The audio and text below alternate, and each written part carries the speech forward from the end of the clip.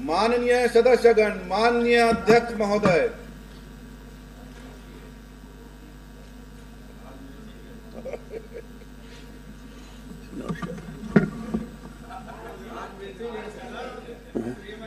नेताजी से हाजिरी हमेशा रहना चाहिए।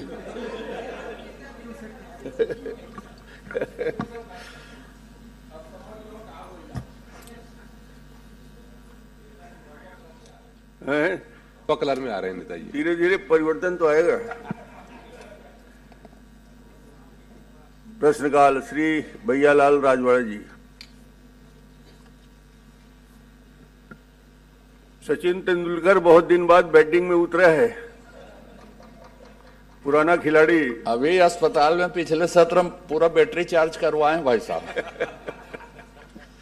माननीय अध्यक्ष महोदय, जल जीवन मिशन के अंतर्गत पानी टंकी एवं पाइपलाइन कार्य को प्राथमिकता से पूर्ण किए जाने के सवाल में माननीय मंत्री जी का उत्तर आया, जिसमें मैं सहमत नहीं हूं। माननीय अध्यक्ष महोदय, मैं आपके माध्यम से माननीय मंत्री जी से यह जानना चाहता हूं कि जल जीवन मिशन अंतर्गत बैकुंठपुर जिला कोरिया में किए गए कार्यों के गुणवत्ता एवं कार्यपूर्णता की भौतिक सत्यापन या समीक्षा की गई क्या?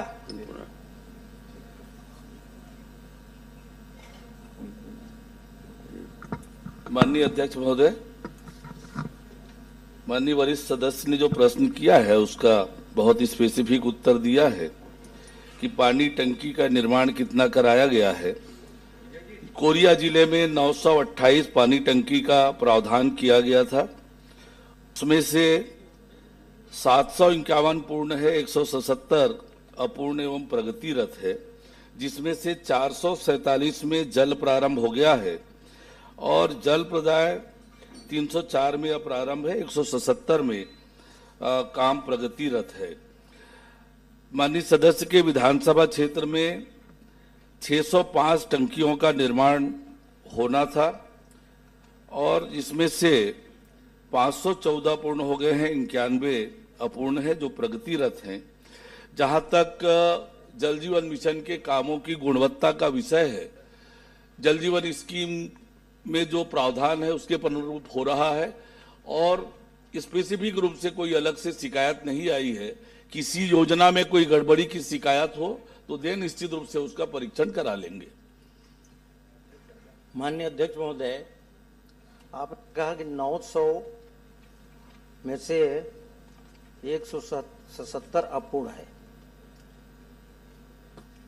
अगर पूरा हो गया है तो कितने घरों में पानी जा रहा है? कितने टंकों में पानी का, टंकियों में पानी का व्यवस्था है? एक भी टैंक में पानी है ही नहीं है, पानी निकला ही नहीं है और वहां पानी का व्यवस्था बता दिए।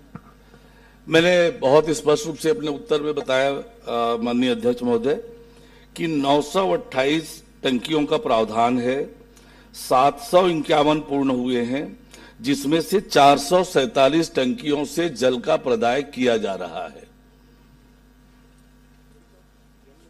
माननीय अध्यक्ष महोदय, मेरे पास पंचायतों का पूरा है, आया है। किसी गांव में किसी टंकी में पानी ही नहीं है। कहीं पर आपका नल का घरों में केवल टोटी लगा है। बरसात का पानी होगा माननीय अध्यक्ष जी, वर्षा वाला होगा। टोटी लगा है, पाइपलाइन भी नहीं बिछा है। कहीं बिछा है तो टूटा फूटा अधूरा पड़ा हुआ है।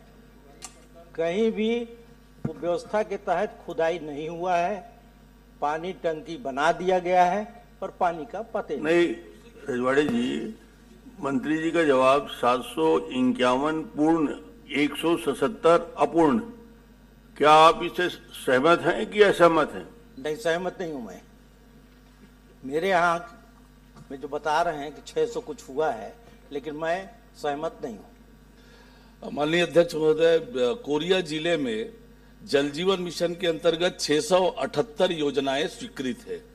678 योजनाओं में से 143 योजनाएं पूर्ण करके ग्राम पंचायत को हस्तांतरित कर दी गई है। इसमें किसी तरह की उनको लगती है कि गड़बड़ी है, ये नहीं हो रहा है, तो स्पेसिफिक कंप्लेंट बता दें, कोई नाम बता दें गांव का, निश्चित रूप से उसका परीक्षण कराएंगे।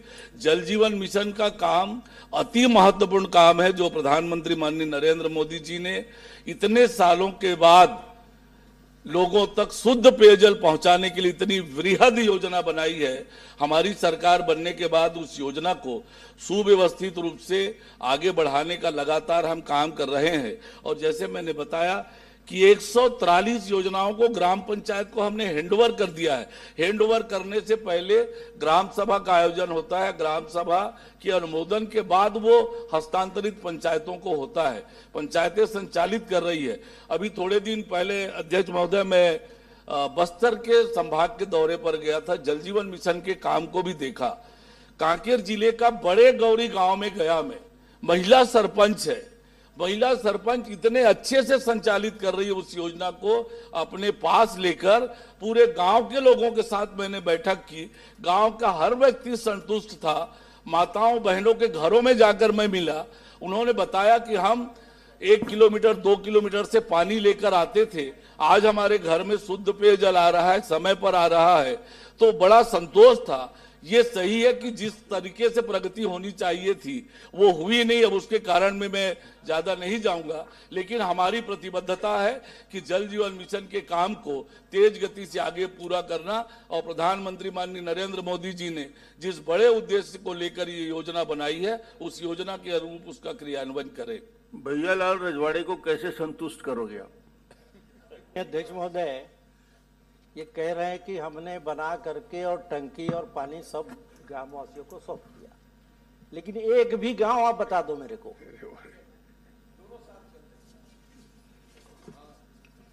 एक भी गांव बता दो कि यहाँ मैंने बहुत इसे ऐसा प्रश्न थोड़ा कठिन है। 177 जो अपूर्ण बता रहे हैं, उसके अतिरिक्त और सूची है क्या आपके पास? वो दे दे मंत्री जी को।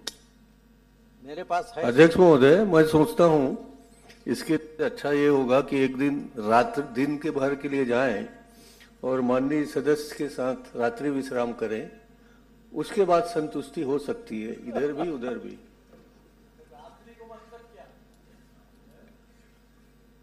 आप सूची दे दें, माननीय तो मंत्री जी दिखवा लेंगे आप जो प्रश्न कर रहे हैं। तो लेंगे जी, बहुत वरिष्ठ सदस्य है माननीय अध्यक्ष महोदय। यदि उनको मेरे जो आंकड़े हैं उसमें किसी तरह को लगता है कि ये जानकारी पूरी नहीं है, तो वो मुझे बताएं, निश्चित रूप से उन कामों का परीक्षण मैं करा लूंगा। तैयार हैं वो? आप सूची दे दीजिए। सूची तो दे दूंगा, लेकिन मैं पूछ रहा हूं कि आपने बताया कि इतना हमने हैंडओवर कर दिया, पैसा भी उनको दे दिया गया, लेकिन आज तक उसका नल है न जल है। काहे टोटी, केवल ये टोटी लगा हुआ है, टोटी लगा हुआ है, केवल टोटी भर देखते हैं सुबह उठ करके। टोटी लगा है, इधर टोपी लगा है सर, तो कैसे बनेगा? मेरी आग्रह है आपसे कि क्या इसकी जांच कराएं क्या? माननीय अध्यक्ष महोदय, मैंने पहले ही कहा है, किसी तरह से उनको लगता है कि ये काम हुआ नहीं है, जानकारी गलत दी है अधिकारियों ने, तो वो जानकारी मुझे बता दें, मैं निश्चित रूप से उसका परीक्षण कराऊंगा। मैंने अपनी प्रतिबद्धता बहुत स्पष्ट रूप से और कही है। साफ जवाब आ गया। उनके टोटी का जांच करा ले, जहां जहां बता रहे हैं। जहां जहां क्या, पूरे जगह पे वही हाल है। टंकी बन गया है, पानी का पता ही नहीं है। टंकी तो बना है, कोई ब्रेकर नहीं है, पानी सीधे निकल रहा है फोर्स के साथ।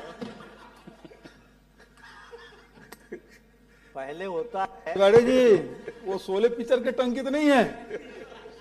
माननीय अध्यक्ष महोदय, पहले पानी की जांच होती है, पानी निकलता है, फिर टंकी बनता है, लेकिन यहाँ टंकी बन गया, न खुदाई हुआ न पानी निकला, और टंकी खड़ा है, और घरों में नल का वो टोटी लगा दिए। हो गया काम पूरा, संपूर्ण पूरा हो गया, ग्राम पंचायतों को हैंडओवर कर दिया गया। ये लाल जी, पूरी मेहनत बेकार हो गई।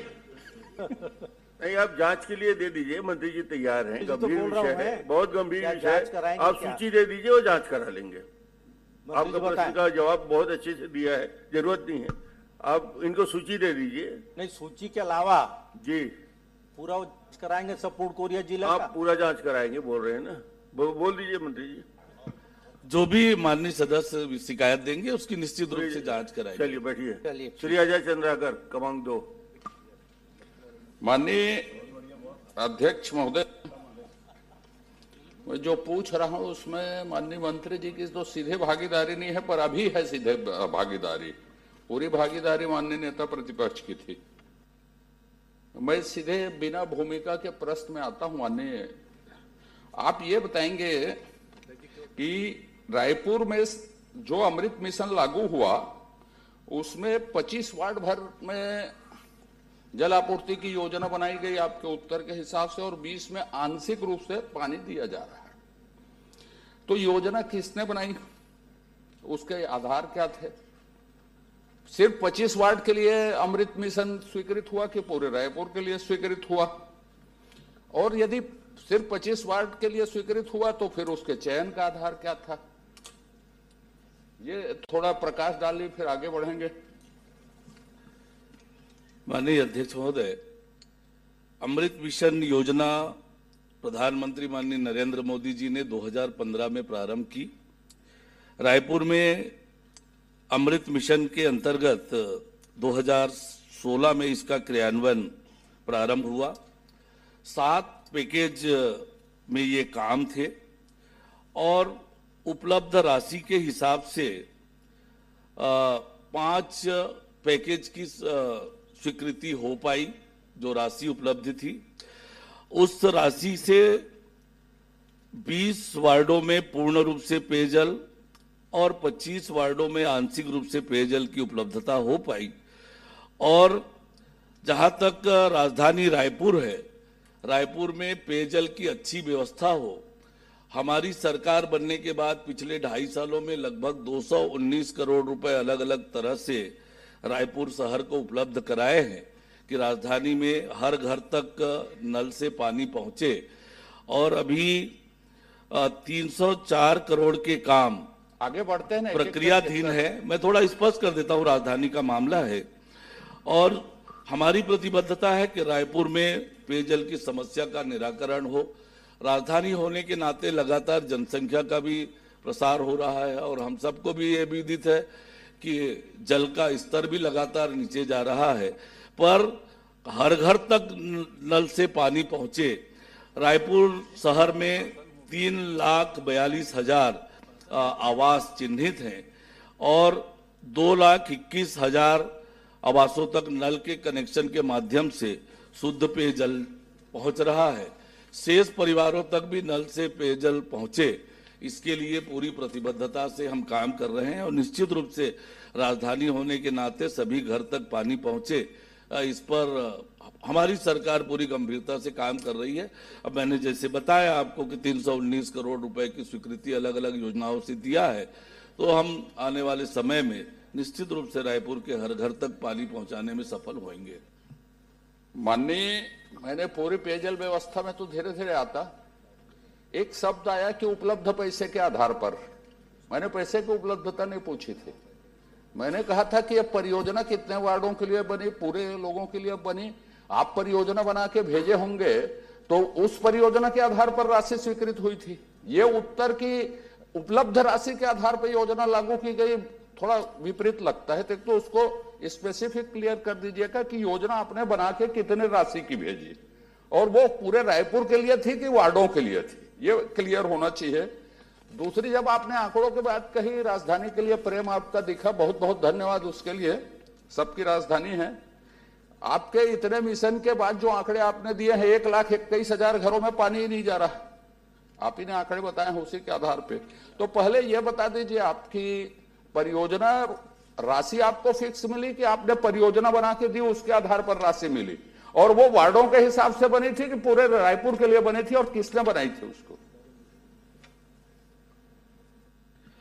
माननीय अध्यक्ष महोदय, अमृत मिशन योजना इस तरह की योजना है कि जो फेज 1 था उसमें 10 लाख से कम की आबादी वाले शहरों में केंद्रांश 50%, राज्यांश 30% और निकाय का अंश 20%। इस प्रकार से निर्धारित हुआ और भारत सरकार ने जो राशि उपलब्ध कराई उसके हिसाब से जो उपलब्ध राशि थी, 2 पैकेज जिसका लगभग लागत 211 करोड़ था, वो राशि उपलब्ध नहीं थी, इसलिए वो पैकेज स्वीकृत नहीं हुए। इसके कारण से जो पाइपलाइन का कनेक्शन होना चाहिए था वो नहीं हो पाया है। पर ये योजना एक बृहद योजना बनी थी, आने वाले समय में वो योजना आगे बढ़े, इसके लिए हम काम कर रहे हैं कि जो 1,21,000 परिवार जहाँ तक नल के कनेक्शन से पानी नहीं पहुँच रहा है वहाँ भी पानी पहुँचे, ये हम उसके लिए काम कर रहे हैं।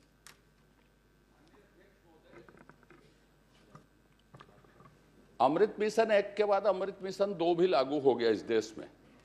अब अमृत मिशन 2 के बारे में रायपुर शहर के विधायक लोग बात करेंगे, माननीय विधायक लोग, लेकिन जिस तरह से बता रहे हैं पूरे देश में सबसे ज्यादा टैंकर रायपुर में ही चलते हैं, राजधानी की बात यदि हम करें तो। मैं अब दूसरा प्रश्न आपसे कर लेता हूं। आपने सिर्फ स्मार्ट सिटी का नाम लिया अन्य योजनाओं में। आप स्मार्ट सिटी से, 15वां वित्त आयोग से, नगरोत्थान से और जल कष्ट से, दूसरा प्रश्न है ये मेरा, इसमें कितना व्यय किया है? और स्मार्ट सिटी में अमृत मिशन लागू होने के बाद आपने जो परियोजना बनाई स्मार्ट सिटी में, उसमें कितने का प्रोविजन था राशि का, जो कार्य योजना बनी उसमें, और कितने प्रतिशत ऊपर में उसका काम शुरू किया गया और कितना पूरा हो गया अभी, और कितने लोगों को 24x7 पानी मिल रहा है?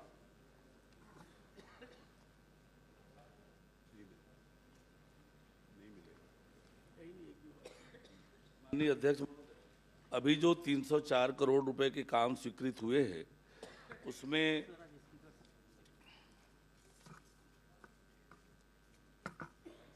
तो अलग अलग बता दीजिए। 300 जाई करने के बजाय मैंने स्मार्ट सिटी का पूछा है, फिर नगरोत्थान पूछा है, फिर 15वां वित्त आयोग। जी मैं सभी का बता देता हूं आपको, सभी का बता देता हूं आपको।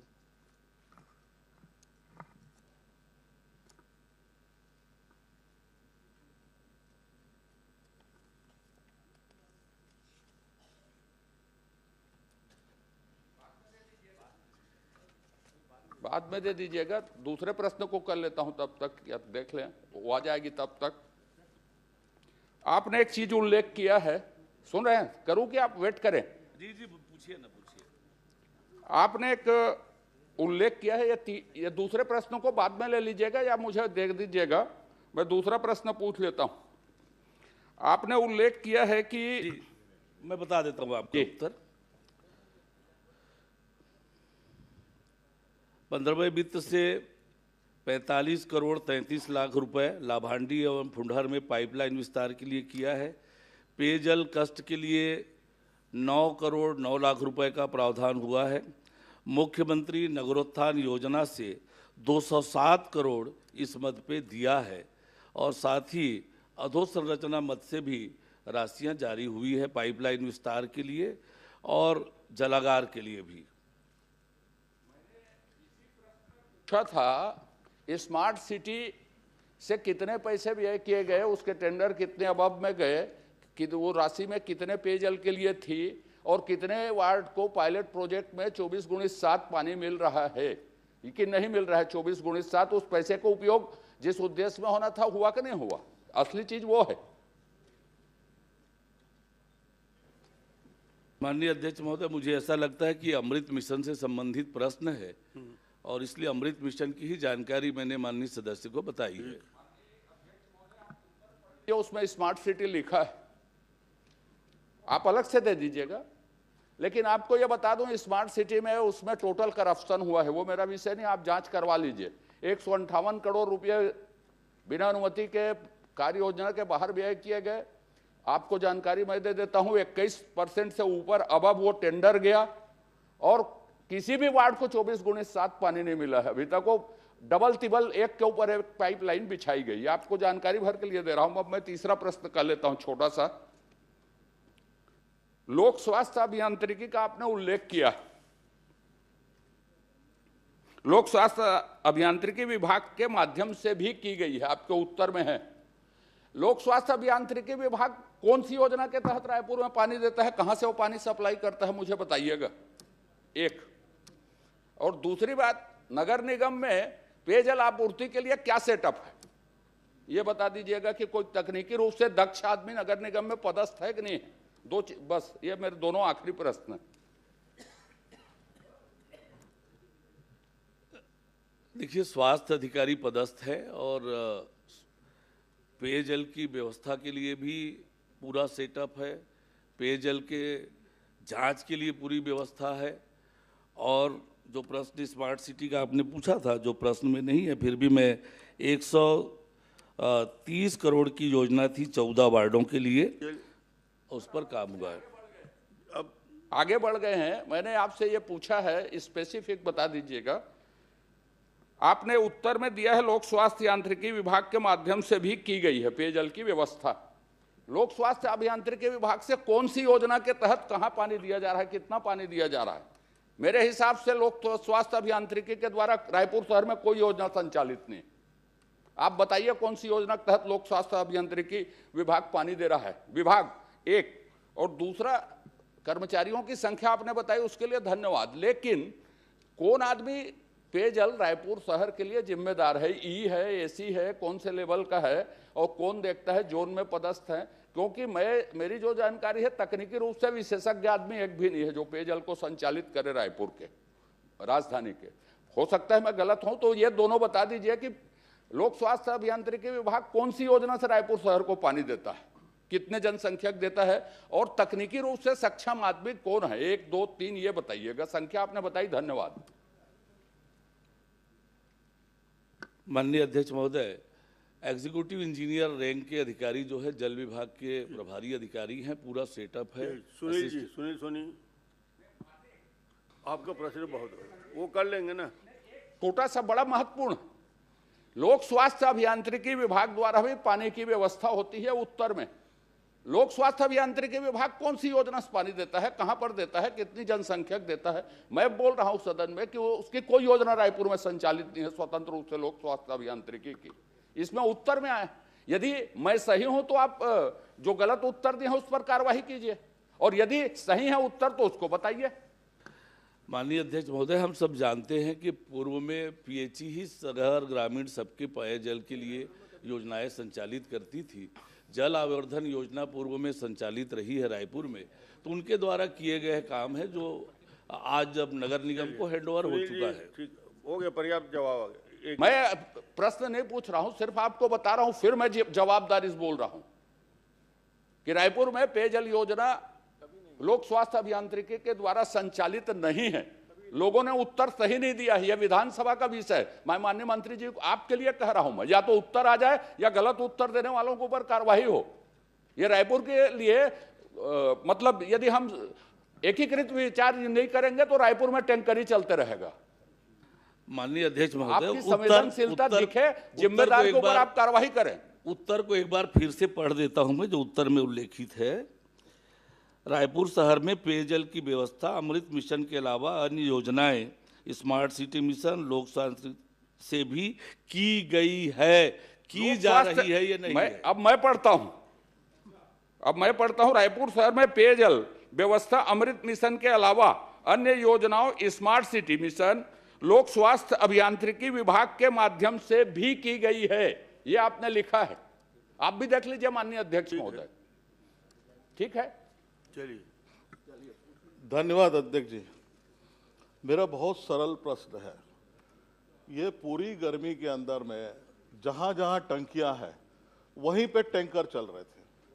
जैसे चंगोरा भाटा है, भाटा गांव है, 19 टैंकर, 19 भक्तकर्मा माता और चंगोरा भाटा मिलाएंगे तो 19 टैंकर चले और वहां टंकी है।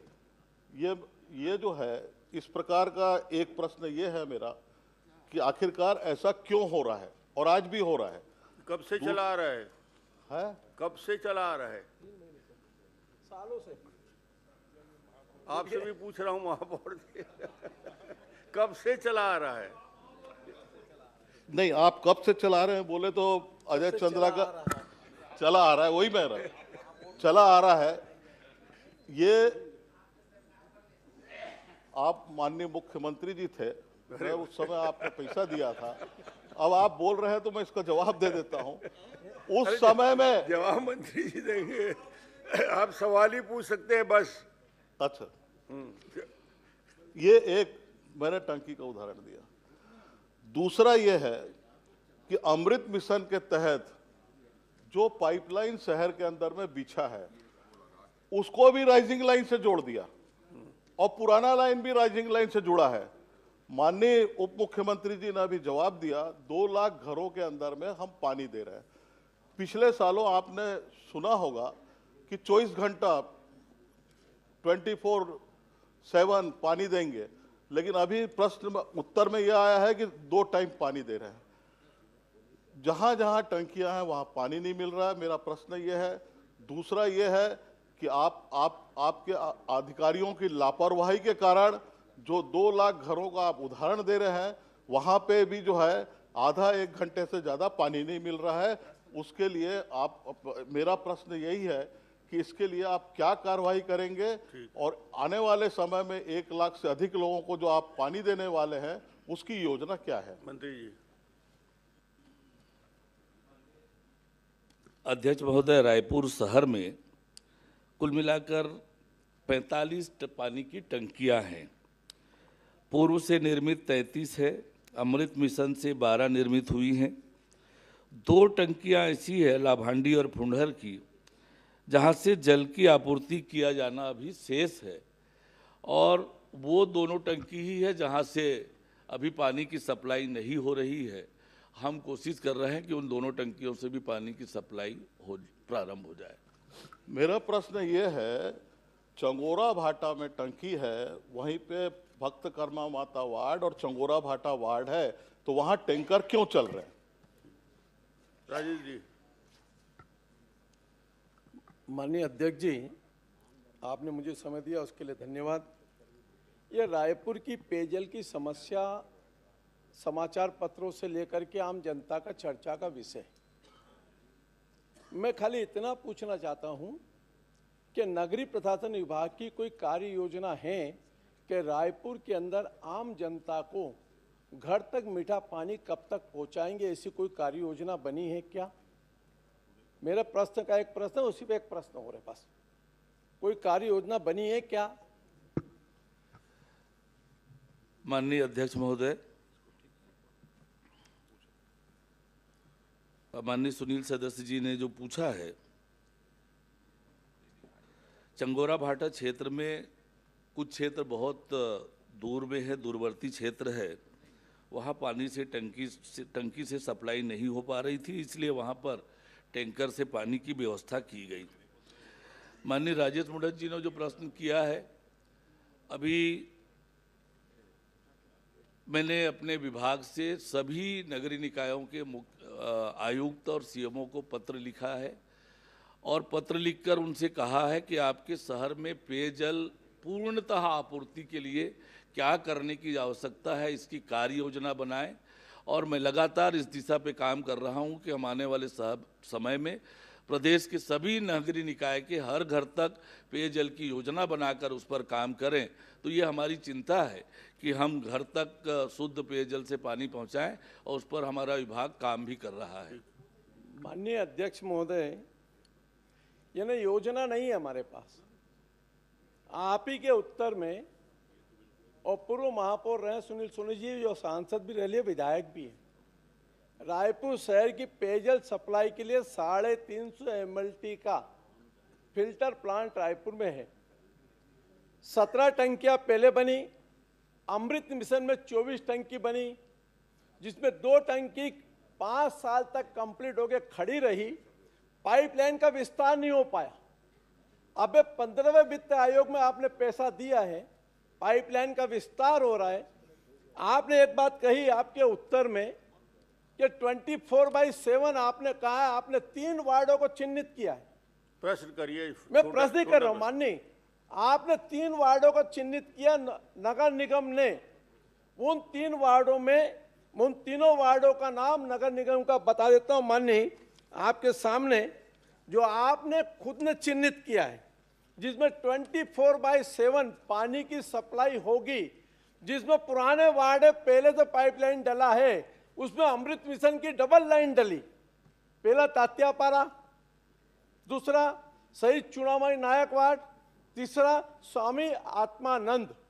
ये तीनों वार्ड, जिन वार्डों में आपने डबल पाइपलाइन डालने के बाद नगर निगम ने स्वयं ने दी है ये रिपोर्ट कि इनमें 24/7 वाटर सप्लाई होगा, इनमें वाटर सप्लाई क्यों नहीं हो पा रहा, इसमें किसकी जिम्मेदारी, जरा इसके बारे में बता देंगे, या आपसे आग्रह करना चाहता हूं।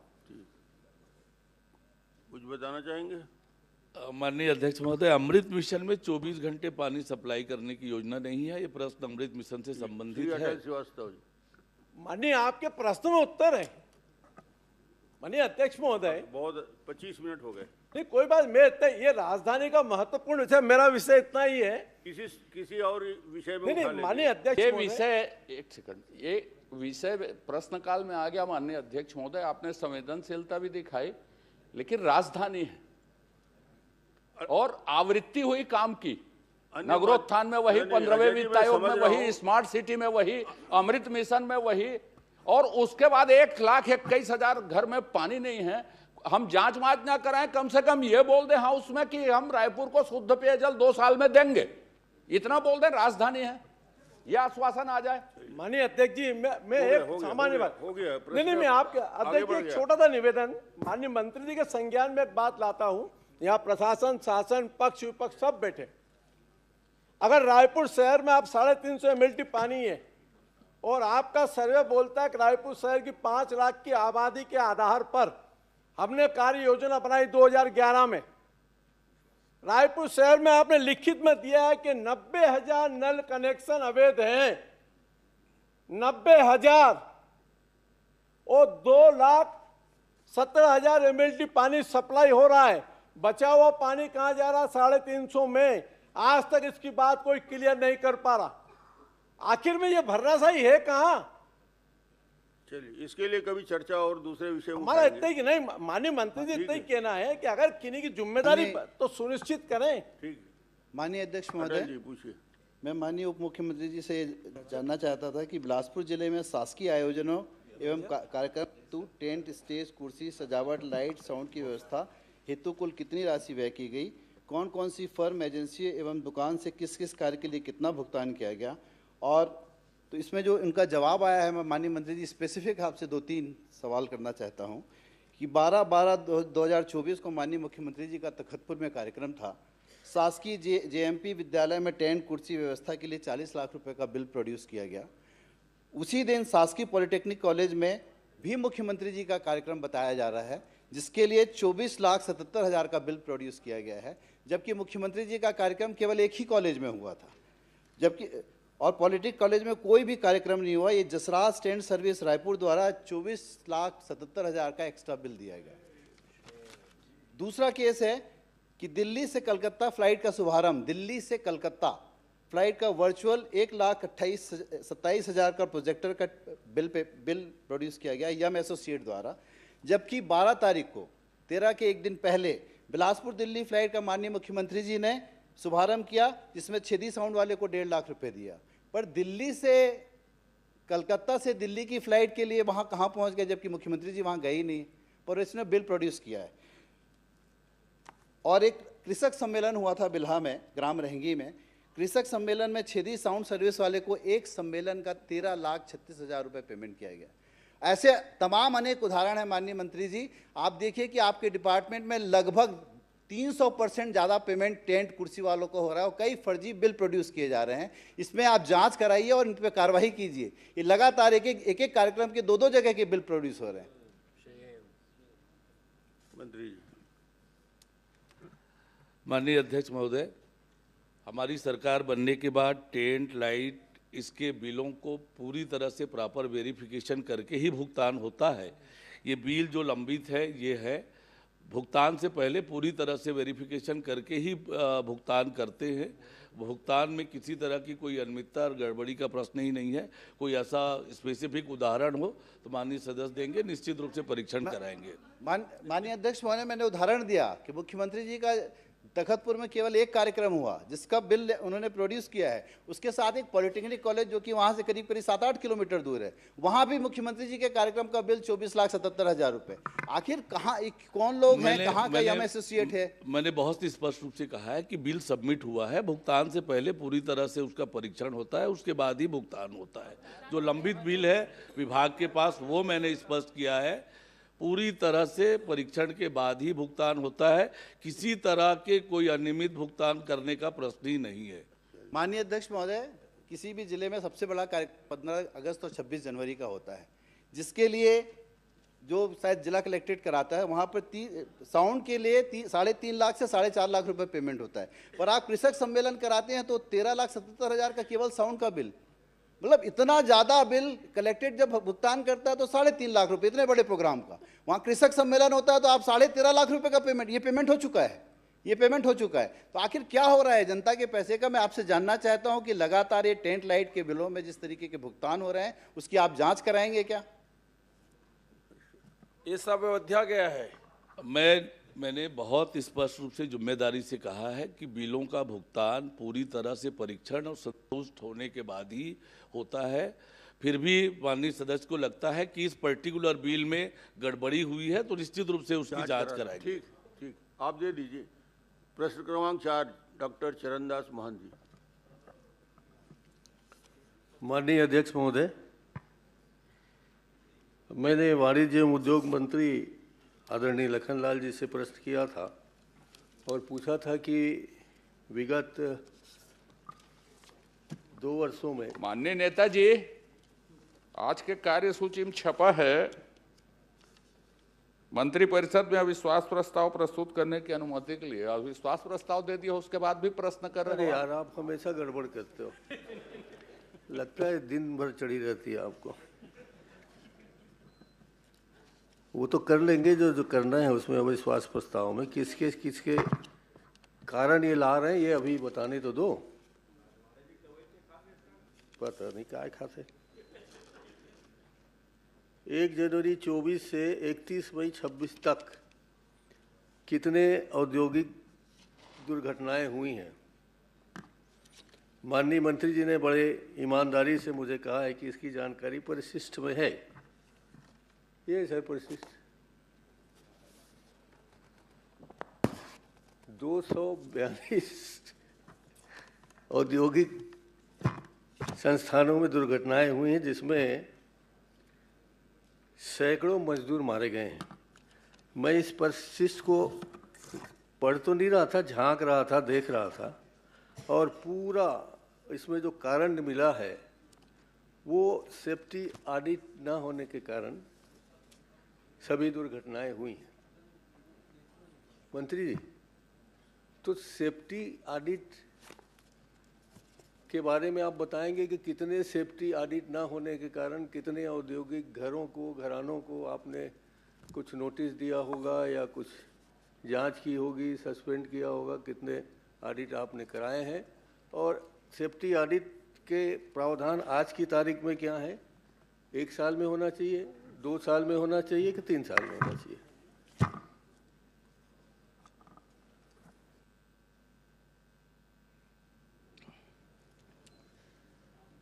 माननीय अध्यक्ष महोदय,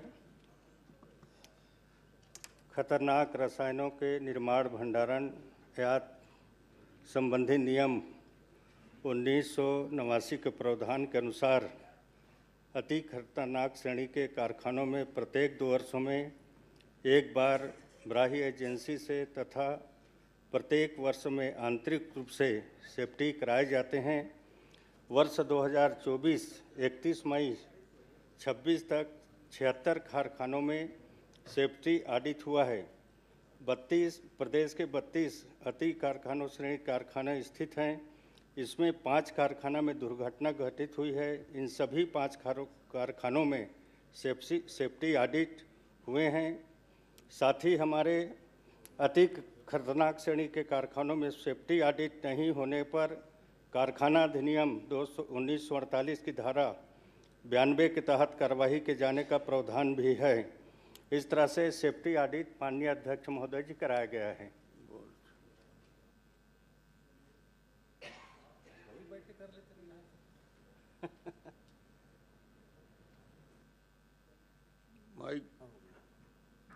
माननीय मंत्री जी, शक्ति में वेदांता का कारखाना है जिसमें अभी लगभग 30 लोगों की मौत हो चुकी है, नहीं 25 की मौत हुई है, बाकी 7 लोग अभी भी घायल चल रहे हैं। इसमें जिन जिन लोगों को दोषी पाया गया उनकी संख्या आपने 2 बताया है, और मेरी जानकारी में आप सत्य कथन नहीं कर रहे हैं। अगर कहें तो मैं कुछ बताऊं कि आप सुधार कर रहे हैं क्वेश्चन का।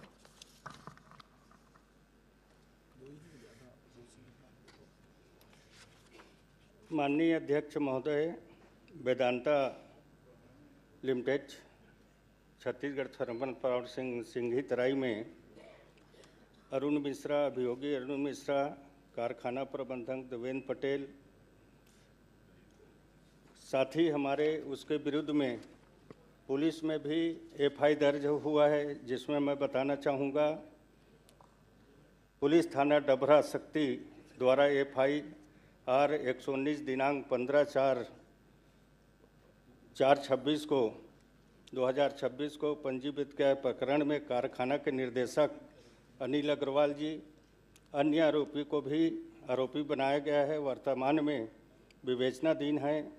कलेक्टर शक्ति द्वारा दुर्घटना के उपरांत नियुक्त जांच अधिकारी, कलेक्टर, अनुविभागीय अधिकारी, दंडाधिकारी डभरा जिला शक्ति को भी जांच अधिकारी नियुक्त किया गया है। उसी तरह से श्रम विभाग के माध्यम से भी श्रम न्यायालय में उसका दायर किया गया है।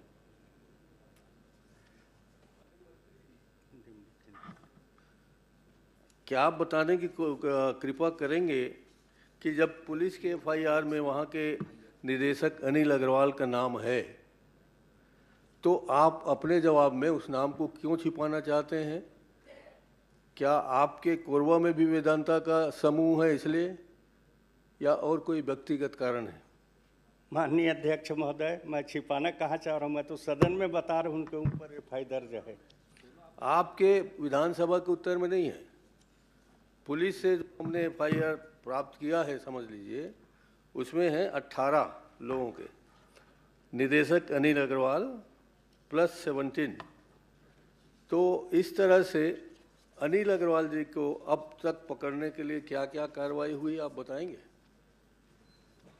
माननीय अध्यक्ष महोदय, अभी ये पूरा कार्रवाई विवेचना पर है, और जैसे पूर्ण होगा कार्रवाई सभी के ऊपर निश्चित तौर पर जो भी दोषी होगा कार्रवाई की जाएगी। नहीं सर, अध्यक्ष महोदय, विवेचना का क्या अर्थ है?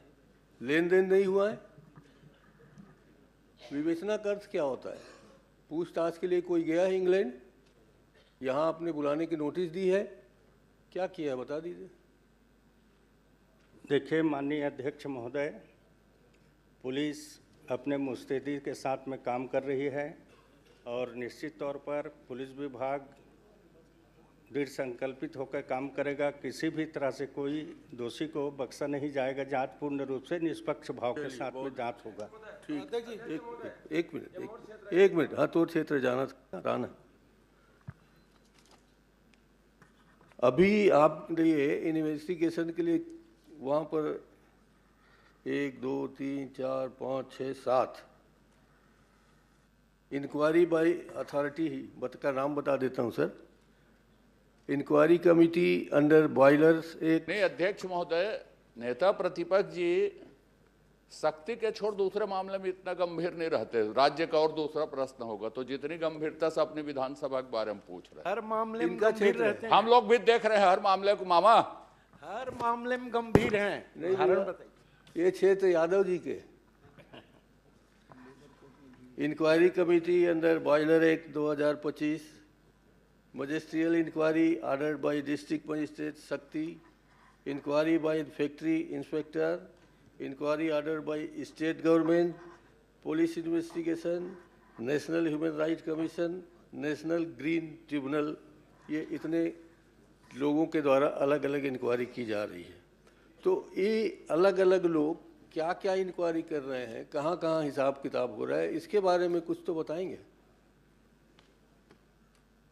माननीय अध्यक्ष महोदय, पुलिस के द्वारा भी इंक्वायरी की जा रही है, फैक्ट्री एक्ट में भी इंक्वायरी की जा रही है, कलेक्टर के द्वारा भी की जा रही है, लेबर कोड में भी वाद किया गया है। ये सारी कार्रवाई प्रक्रियाधीन है। चलिए यादव जी पूछ लो एक प्रश्न। अध्यक्ष महोदय, 25-25 लोग एक एक फैक्ट्री में मर रहे हैं और बॉयलर जहां पर काम चलता है वहां 4-5 लोग अटेंडेंट की जरूरत पड़ती है। यहाँ पे 25-25 लोग बॉयलर में क्या काम कर रहे थे जो एक साथ 25 लोग मर गए? आपने उसकी जानकारी ली? माननीय अध्यक्ष महोदय, बॉयलर जो फटा वहाँ पर नीचे में लोग बाग बैठे हुए थे, दोपहर का समय था, खाना वगैरह पानी पीने के लिए बैठे थे, बॉयलर अचानक फटा, इसके कारण से सारी दुर्घटनाएं हुई थी। माननीय नेता प्रतीक्षा महोदय भी उस फैक्ट्री में गया था, मैं भी गया था। हो गया, पर्याप्त हो गया। आप पूछ लो एक। माननीय अध्यक्ष जी, मैं माननीय मंत्री जी से ये कहना चाहता हूँ कि जो दुर्घटना हुई ये प्रदेश के सबले बड़े दुर्घटना है। 25 आदमी वहाँ पर अकाल मौत में समा गए।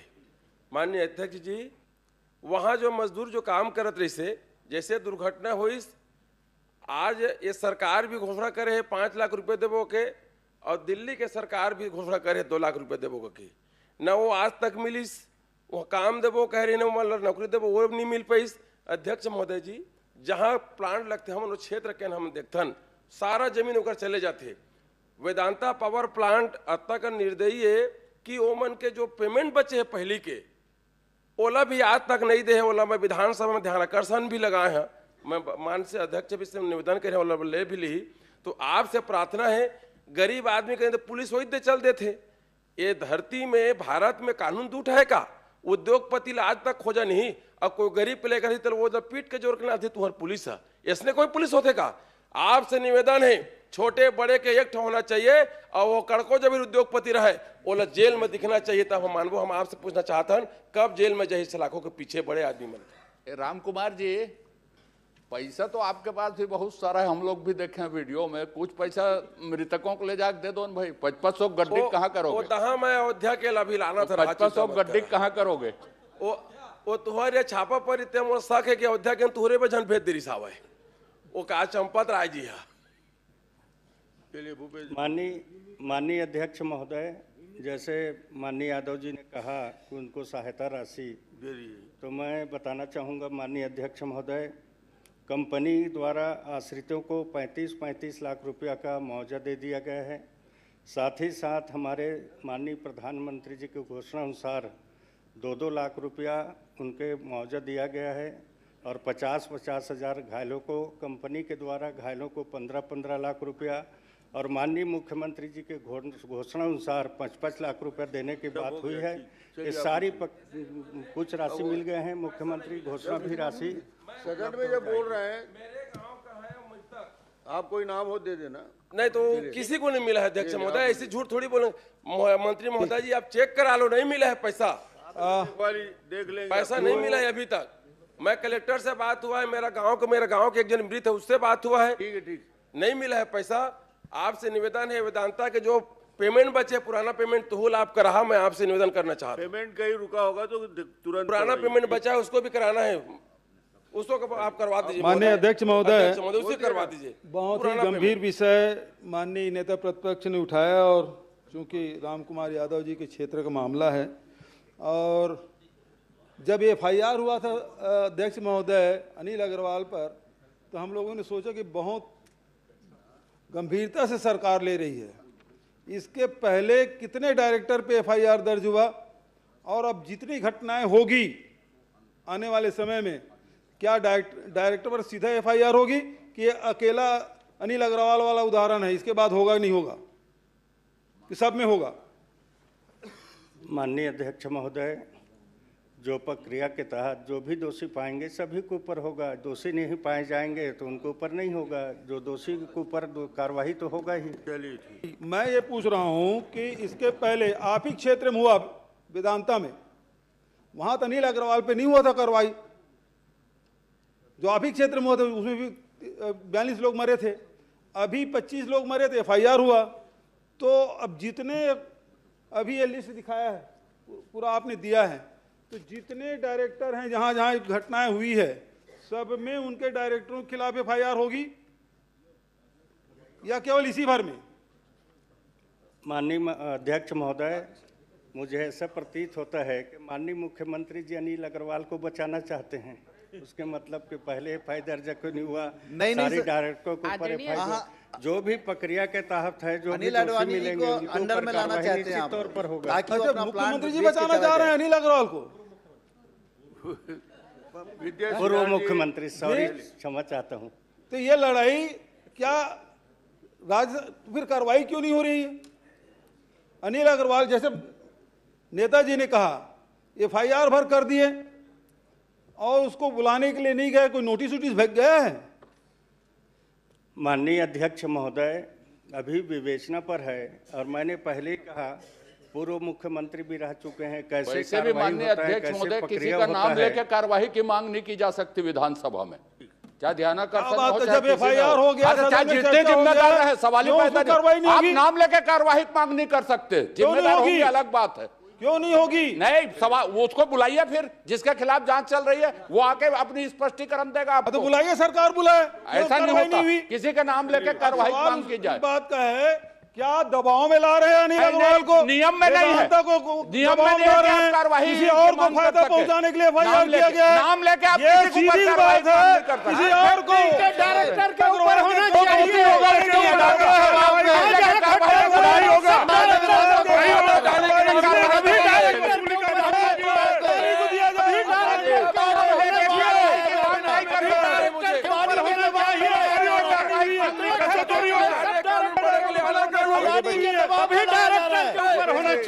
कितने डायरेक्टर के खिलाफ कार्रवाई हुई बताइए? इनको तत्काल गिरफ्तार किया जाए। बचाना बंद करिए। कार्रवाई हो गई, लेकिन आप नाम लेके कार्रवाई लगातार संरक्षण दिया जा रहा है।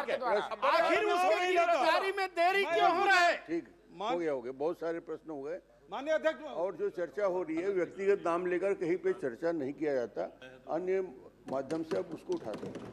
माननीय अध्यक्ष महोदय, माननीय अध्यक्ष महोदय, माननीय, एक मिनट, प्रश्न आपने पूछा, उत्तर माननीय मंत्री जी ने दिया, अनिल अग्रवाल का नाम है FIR में, है ना? अब मेरा प्रश्न ये है कि आपके सरकार बनने के बाद जितने भी औद्योगिक घटनाएं घटी है, क्या सभी डायरेक्टरों के खिलाफ FIR करेंगे या आने वाले समय में जो घटनाएं घटेगी डायरेक्टर के खिलाफ सीधा कार्रवाई करेंगे? कौन सा प्रश्न हुआ आने वाले? माननीय अध्यक्ष महोदय, जो नियम में होगा उसके तहत अध्यक्ष महोदय, सीधी बात है कि केवल अनिल अग्रवाल के खिलाफ कार्रवाई हुई है आज तक, इसके पहले कभी नहीं हुई है। तो क्या उसको दबाव में लाने के लिए, उसके फैक्ट्री बिकवाने के लिए कार्रवाई की जा रही है? आरोप होना चाहिए, आरोप होना चाहिए। आरोप ऐसा नहीं लगा सकते माननीय अध्यक्ष, ऐसा नहीं लगा सकते। आरोप लगाने की अभी ऊपर हो, बंद करो। कितनी घटना हुई सब आरोप ऐसा बंद करो। सभी को छत्तीसगढ़ बेचना बंद करो, बंद करो। अदानी को छत्तीसगढ़ बेचना बंद करो, बंद करो, बंद करो। अदानी को छत्तीसगढ़ बंद करो। फैक्ट्री का भुगतान हम बैठिए, प्रश्न आगे बढ़ गया है। माननीय मंत्री जी के जवाब से असंतुष्ट होकर बहिर्गमन चलिए, विद्यावती सिदार क्रमांक 5।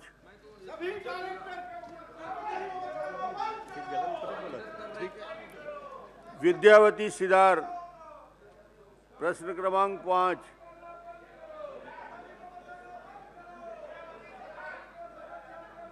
श्री पुरिंदर मिश्रा जी, पुरिंदर मिश्रा जी। धन्यवाद अध्यक्ष महोदय। मैं आपके माध्यम से, बाहर हैं कि अंदर हैं? अंदर हूँ। चलो एक प्रश्न करने दे, अब महिला सदस्य।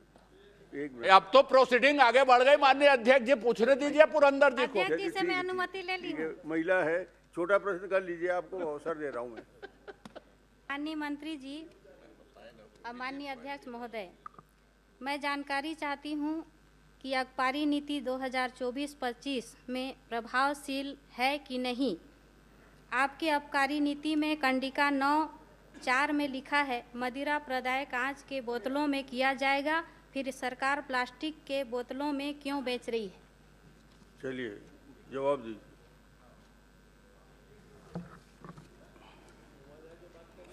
माननीय अध्यक्ष महोदय, वैसे माननीय सदस्य ने प्लास्टिक के बोतल के बारे में प्रश्न नहीं किए हैं, बाकी पूछे हैं तो मैं बता देता हूं कि हम लोगों ने प्लास्टिक की बोतल प्रारंभ की है कम रेट के शराब पर और उससे विक्रय प्रारंभ है। चलिए धन्यवाद। पुरेंद्र मिश्रा जी, अब हो गया, प्लास्टिक वाला नहीं है। एक मिनट अध्यक्ष महोदय, मेरा विधानसभा आपका का प्रश्न है। उसमें संदर्भित ही नहीं हो रहा है प्लास्टिक वाला। पत्रिका के मेरे को उत्तर मिल गया है, लेकिन मेरा और एक मेरे विधानसभा का मामला है। चलो पूछ लो। छोटा सा प्रश्न है। ठीक। मैं अपने विधानसभा क्षेत्र लैलूंगा में शहरी भीड़ भाड़ इलाके में संचालित शराब दुकान हटाने के आवेदन कलेक्टर को वहां के जनता द्वारा दिया गया था, लेकिन आज तक कोई कार्रवाई नहीं हुआ। मैं मंत्री जी से यही कहना चाहूँगी कि आप वहाँ जो शराब दुकान है जहाँ पर कॉलेज और स्कूल प्रभावित हो रहे हैं, उसके कार्रवाई करेंगे क्या? चलिए कुछ कार्रवाई करेंगे, उसका परीक्षण करा लेंगे। वैसे भी हम लोग कलेक्टर से पूरा प्रदेश का बहुत बढ़िया परीक्षण कराया है, जहाँ जहाँ पर इस टाइप का आपत्ति है वो कलेक्टर को प्रतिवेदन आ चुका है। अध्यक्ष जी धन्यवाद। ये माननीय एक छोटा सा एक लाइन का प्रश्न इसमें हो गया, एक लाइन का। आपको हर बार नहीं होगा। एक धन्यवाद अध्यक्ष जी। बहस में एक बार ही आप पूछ सकते हैं अतिरिक्त प्रश्न, बार बार खड़ा होना उचित नहीं है। पुरेंद्र जी, प्रश्नाधीन भूमि पर नगर निगम और नगर निवेश द्वारा कॉलोनी निर्माण व्यावसायिक प्रयोजन का कोई अनुमति नहीं दी गई है, तो मोहन जूट मिल ध्वस्त कर कॉलोनी निर्माण किया जा रहा है, इस पर क्या कार्रवाई करेंगे? बताइए। माननीय अध्यक्ष महोदय, जो माननीय सदस्य जी ने मोहन जूट मिल के बारे में प्रश्न किए हैं और उन्होंने प्रश्न पूछा था कि वो शासकीय ज़मीन है, तालाब है, तो वहाँ के कलेक्टर अपना एसडीएम तहसीलदार के रिपोर्ट के अनुसार कोई भी शासकीय ज़मीन नहीं है, तालाब नहीं है। और जो मोहन जूट मिल है उसको नेशनल कंपनी लॉ ट्रिब्यूनल के माध्यम से नीलामी कर दिया गया है 2019 के अनुसार, और रायगढ़ प्रोजेक्ट लिमिटेड द्वारा उसको खरीदा गया है। और रायगढ़ प्रोजेक्ट द्वारा पार्टनरशिप फर्म बनाया गया है, जिसमें कृष्णा रियल्टी के नाम से कुल 7 सदस्य इसमें हैं। बाकी उद्योग विभाग में कोई भी उसका पंजीयन वगैरह रजिस्टर्ड नहीं है। और जो भी माननीय सदस्य जो चाह रहे हैं इतने ही उसमें है, क्योंकि वो ज़मीन नीलामी हो चुका है, दूसरे ने खरीद लिया है। और जो उसमें उनका CSIC का पैसा जो मिलना था उसके लिए 10 करोड़ रुपया लगाया गया था, देना बाकी था, उसके लिए मोहन जूट मिल ने हाई कोर्ट में याचिका दायर किया हो, विचाराधीन है। अध्यक्ष महोदय, मैं आपके माध्यम से मंत्री जी को बताना चाहूँगा, 23/9/2004 को अनुविभागीय अधिकारी RI पटवारी द्वारा जांच तैयार करके सरकारी जमीन और तालाब होने को दर्शाया गया है। क्या ये झूठा जो जानकारी दी है उनके ऊपर कार्रवाई करेंगे क्या? माननीय अध्यक्ष महोदय, उसमें किसी भी के तालाब और सरकारी जमीन नहीं है। SDM अनुविभागीय अधिकारी ने जानकारी दिया है।